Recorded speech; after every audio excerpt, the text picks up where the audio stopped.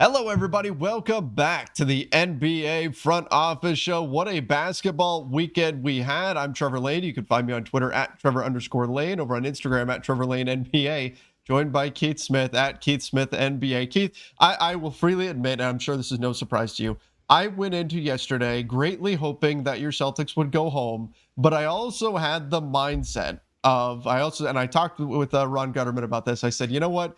I'm going to look at it this way. If the Celtics lose, then from the Lakers season, at least I'll feel that was awful, the worst ever, literally the worst season in franchise history. I'll feel a little bit better from that perspective. But if the Celtics win, I'm going to be happy for my guy Keith. So Keith, today I am happy for you. Well, I appreciate it. That's what sports are about, right? It's about feeling a bunch of different ways about a bunch of different stuff, and having a little bit of emotion involved. Yeah, it was. You could have given me a lot of choices. I wouldn't have thought it would go the way of Grant Williams turning into Stephen Curry in terms of 3-point attempts and letting it fly. But hey, as they said, if you're open, shoot it. Like that's it. That's what it's all about. So yeah, it was it was. I hesitate to say a great day of basketball, especially Sure. that second game was over, felt like before it even started. But it was still fun. Mm-hmm. Let's put it that way. But the second game was, I mean, over before it started, but it was the extent to which it was over that was so remarkable that it almost Yeah, made it interesting. Like if it was just a 20-point lead for the entire game, that wouldn't have been as noteworthy as, oh my gosh, they were up by 50, right? So that's crazy. But the Grant Williams thing, I think that's just, look, when we say home court advantage matters in playoffs because role players tend to play better at home, right? That's something that you hear. This is now one of those games that you're going to point to and you're going to go, look, remember yep, Grant Williams at home went berserk hitting all these threes. It's a check mark on the side of you want home court advantage. You don't want to be the team that just does whatever and says, oh, we don't care what spot we're in. Sometimes home court advantage matters. Who knows? Maybe Grant Williams would have blown up in Milwaukee too.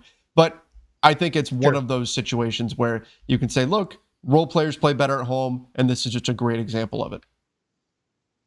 Yeah, no, completely agree. And you saw some of the Bucks role players have real Mm-hmm. struggles and not come through. I mean, their wing grouping of Grayson Allen, Pat Connaughton, and Wesley Matthews really struggled to make shots in Game 7, and they they they couldn't keep up. And that's it. Sometimes it's you get these avalanche of threes, and then that's it. And then you're kind of out of it before it even really starts. So I think that becomes a little bit of the challenge. So yeah, I all around, I think it's been you know it's been an interesting playoffs so Mm-hmm. far. Now we're down to the conference finals, and might as well spend a little bit of time on Celtics Heat. But we'll probably actually let's do that tomorrow. Let's Yeah. get into reacting to the games, and then tomorrow before game one we can get into the conference finals. But so coming out of there, nothing really coming out of Milwaukee, right?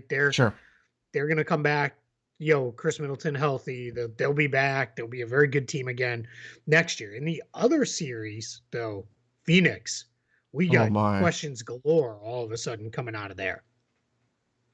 Um, man. I mean, you're right. So if you're the Bucks, you're heading into this offseason thinking we were a Chris Middleton injury away from winning a championship, which may be right, may be wrong, but I think they can Yeah, realistically look at it that way just in terms of the front office, their decision making. They don't have to look at this as we need to make major changes. It's probably going to be stay the course. Hopefully we don't get injuries next season and we're right back where we want to be. So I think that's pretty cut and dry. the Oh my gosh, the Phoenix says I had my buddies in Phoenix messaging me saying, wait. Okay, so what's a restricted free agent? What's an unrestricted? How is this going to work with Ayton? What if Ayton wants to leave? I mean, I guess and your answer was tune into the yeah. NBA front office show. We'll tell you. I said we talk about this kind of stuff all the time on the show. But I guess let's start there. Deandre Ayton plays 17 minutes. When asked why, Monty Williams says internal reasons. And now we know that he's heading into what's going to be restricted free agency, but the Suns didn't want to pay him last season. Hmm. Is the window now open for a team to come in, like maybe the Spurs or the Pistons, with a big max offer and steal Deandre Ayton away from the Suns. Like, is that now a possibility? Yeah, I not only a possibility, I think it's well, maybe not that way, but I think it's a probability that he's not on the Suns next year. Wow. I think when you get into this stage of the season and things go this sideways, and remember, there were issues a couple years ago. Last year, everything kind of went the way you want it to Mm-hmm. go, for them, minus winning the championship. But then they didn't pay him. That seemed to kind of hang over things like a slightly dark cloud, I guess, throughout the course of the year. And then, yeah, I think that there's major things going on there. And I think what we're going to see now is we're going to get to a point with the Suns and Ayton where whether it's he signed somewhere else and they just don't match and let him go. My guess is probably more likely we see some form of sign and trade worked out where they can recoup some kind of asset from it. But I struggle to see him back in Phoenix next season. And heading into that game, we didn't think we would be here. Right? Yep. Heading in, we're talking about what, 15 hours ago as we're recording this? Like we wouldn't have said Deandre Ayton isn't going to be, so we would say he's restricted and he's going to stay. This is, incredible that here we are in do or die situation, and they needed him. And I don't know if maybe something was said on his part or whatever, but there were lineups out there by the Mavs where you just looked at it and you went, Deandre Ayton should just be feasting right now, right? Like this is a gamble by the Mavs that they can spread out the Suns and they can hit enough threes to where it's going to make up for all of the damage Ayton is going to do in the paint on them. And it didn't happen. And part of that was he wasn't getting the ball. Part of that was he wasn't effective. Part of that was he wasn't on the floor as much as you would expect. But now everything is thrown into question with him and his future. And we have to wonder, are there going to be teams outside of those with cap space that say, hey, we like DeAndre Ayton. How about a sign and trade? Let's get into the mix that way. And then maybe the Suns can, like you were saying, Keith, recoup some of those losses. This is probably the biggest storyline to come out of this disaster of a game for the Phoenix Suns. And it's going to be something that we're going to be following very closely for the next, couple of months here as we wait to find out exactly what winds up happening. But it does kind of feel like his days in Phoenix are probably over. Yeah, and then add to it, it's an ownership group that has never really been all that open to push payroll overly high, getting deep into the tax and things like that. So, yeah, I think there's a good chance this is kind of run its course. There was also, if we remember back earlier this year, there was a lot of buzz around maybe the Indiana Pacers had some interest, and I could almost see maybe if there were something around Miles Turner and something to the Suns, and then that's how they kind of reset in Phoenix without taking a big step back. Maybe that's the direction this goes, and maybe the Pacers do it as like, well, we'll use some of our cap space plus Turner is the salary match to get Ayton, and that's the way we go with this. But yeah, it's you're absolutely right. We're a month and a half out, and we'll see. But I'm gonna, for now, until we see some other reporting, I think it's gonna go. There's also some Chris Paul stuff this morning. He apparently was dealing with a quad injury, but he said right after the game he's not going to retire, which that doesn't surprise me at all. He's he had a wonderful regular season, a pretty good playoffs up until the end here. Maybe there was it's tough because when it's the same guy, there's always something at the end of the year. Well, then that should be priced into the analysis of, all right, well, whether even if you believe it and say that, well, it's not an excuse, it's a real thing. Well, I'm going to factor it in then and say, all right, well, then at the end of the year, I'm not going to trust that he's there and available to play the way I need him to, all the way through, once we get into game 100 or whatever, in the playoffs. So that's, that's another thing we need to factor in. But it's tough. Brutal loss for them. Did you see Jason Kidd's quote though? The one about the previous coach and trusting his players. Is that the one you're talking about? Nope. He said a lot of people had this as a blowout. They were right, but they didn't have us as the winning team. True.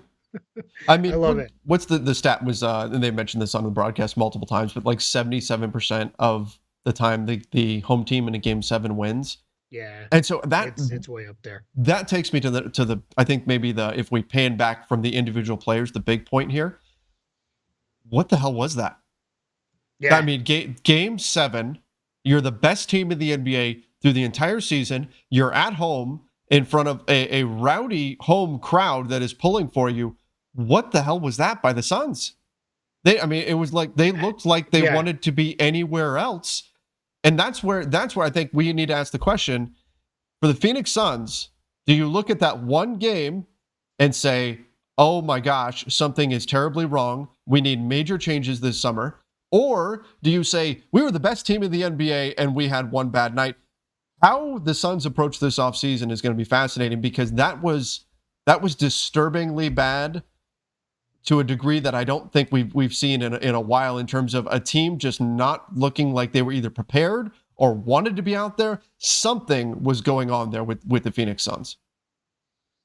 Yeah, it's funny, and there's been nothing has really come out yet. Often you'll get something Mm-hmm. after a game that goes that sideways, where it'll be, well, this is what was going on in the locker room, or whatever. And it was like, yeah, it was. They looked like a group that was completely unprepared to play. And then, as you put it, as the game went along, it looked like they were midway through the first quarter. It looked like they were like, "Yeah, we're done. Yeah. Let's just wrap this thing up." I mean, well, it was what 57-27 at Yeah. halftime. I think it was. I mean, just they. I mean, that is as bad of a no show as I've ever seen. There was and someone will fire back with this, so I'll cut it off before they get there. Yes, the Celtics lost the game 7 at home to the Orlando Magic, and they lost it by 20 something Mm. points, I think it was. But that was without Kevin Garnett. They were down 2 in that game. That was the one where Brian Scalabrine looked like he was playing with a turban wrapped around his head, because he had taken an elbow and they wrapped him all up and everything. And it was like, can't be without Scalabrine. So that kind of tells you where that Celtics team was at health wise. So not exactly the same thing, but I've never seen a team at home no show. And that crowd, just, you could tell the crowd Yeah. knew it early on too, because they didn't even try to get them back into it at any point. It was as ugly as I've seen. And just to your point too, or your question, yes, you don't want to overreact to any one Right. game, but sometimes that one game is so bad you have to react to it in one way or another. Like, yeah, you don't blow this team up and trade everybody, but yeah, if you move on from Ayton, maybe a couple of the role players off the bench, try to rebalance that way. Maybe that's not the worst thing in the world. I mean, Suns fans were feeling pretty good coming into the playoffs. Again, they had the best record in the NBA. They were clearly the best team in the NBA over the course of the regular season. This will forever ruin what could have been the best season in Suns history, right? I mean, and what a terrible way Yeah. to finish it. If it meant, you talked about the crowd that was there.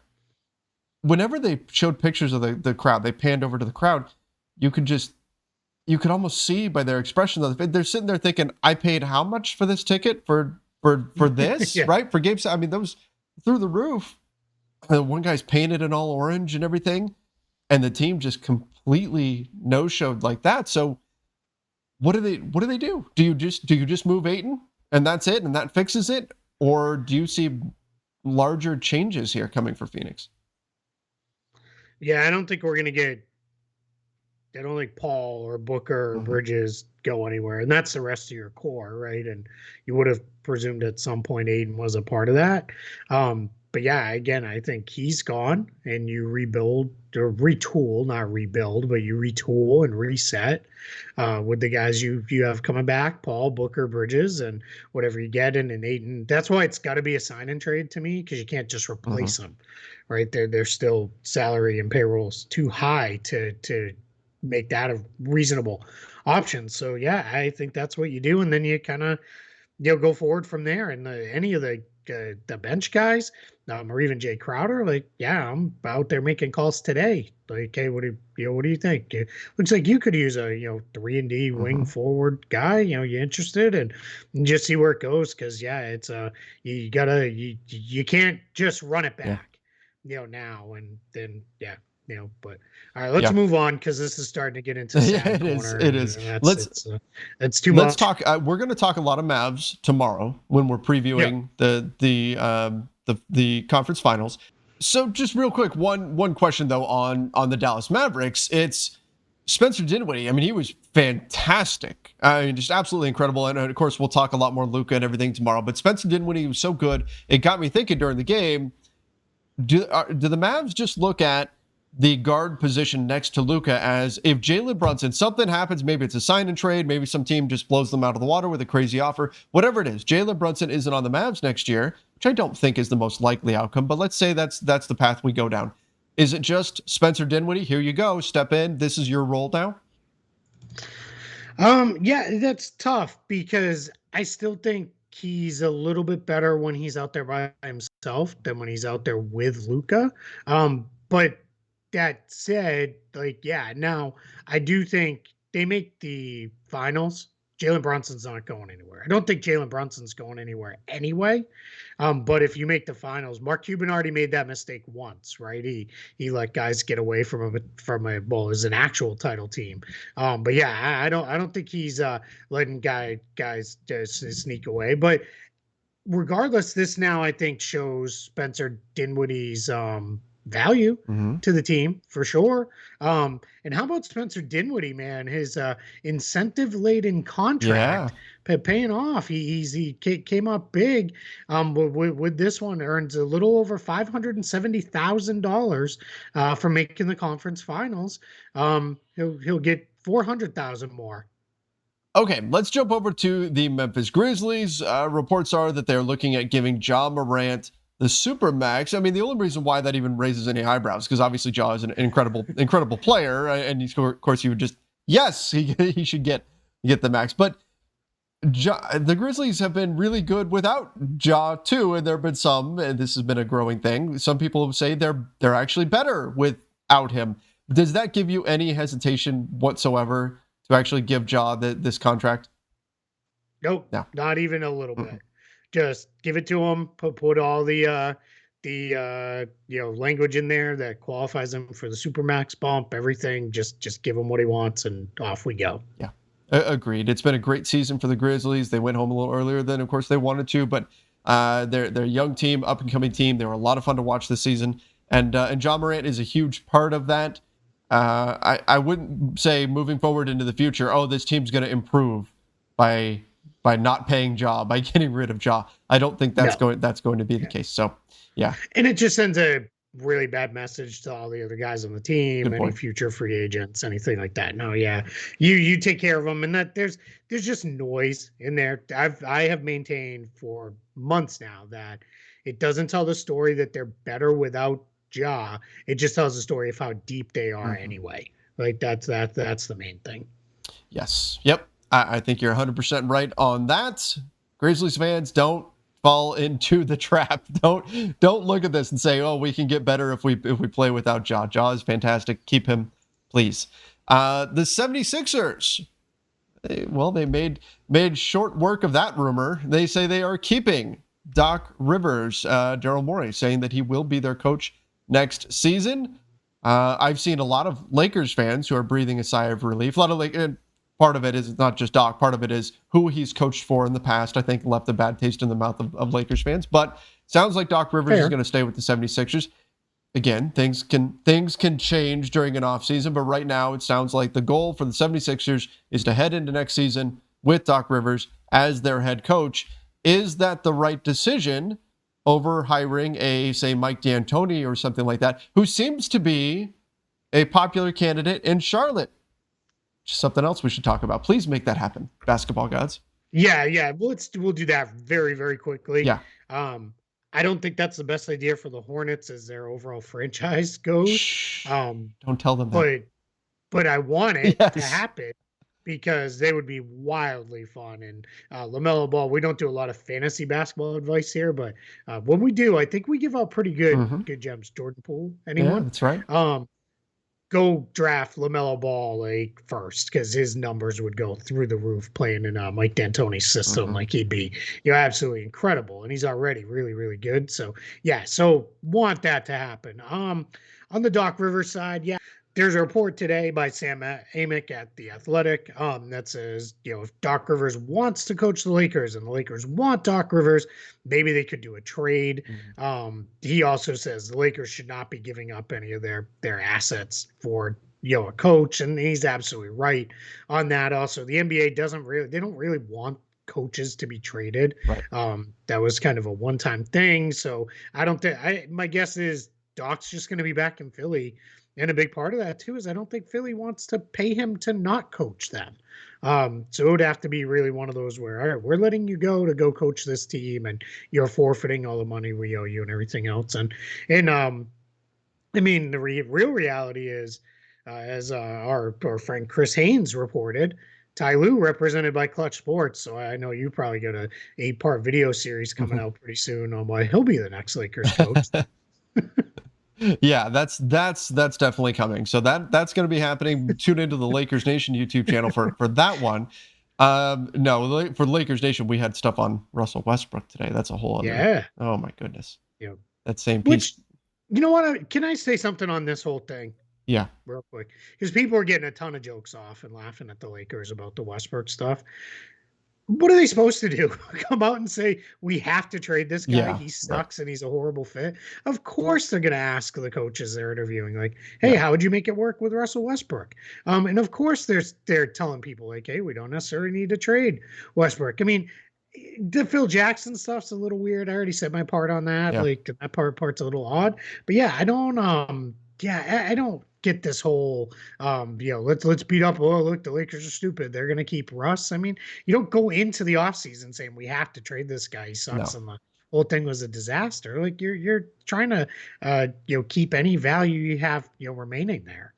That was my take as well. I did a video breakdown on this already this morning, and that was also my take. I said, look, this is evidence that maybe they are really considering it. I mean, you can just add it to some of the evidence that we've already seen, but at the same time, they have to ask that from coaches, because what happens if, June rolls around and they get serious in trade discussions and the price is just astronomically high and you can't trade him? Don't you want to know what a coach would do and whether or not that's a situation that's possible? Like you might as well ask the question. So I don't think it's necessarily an indication that they won't try to trade him or that they're not going to trade him. I think it's just maybe a little bit of evidence that they might be considering that, or be understanding that, hey, that could wind up being the situation they end up in. But I don't think it necessarily says, oh, 100% Russ is back next season. Exactly. Yeah. I just think this is, you don't go out there broadcasting your intentions to the world. It's just not how things work. So, I had to get that in there.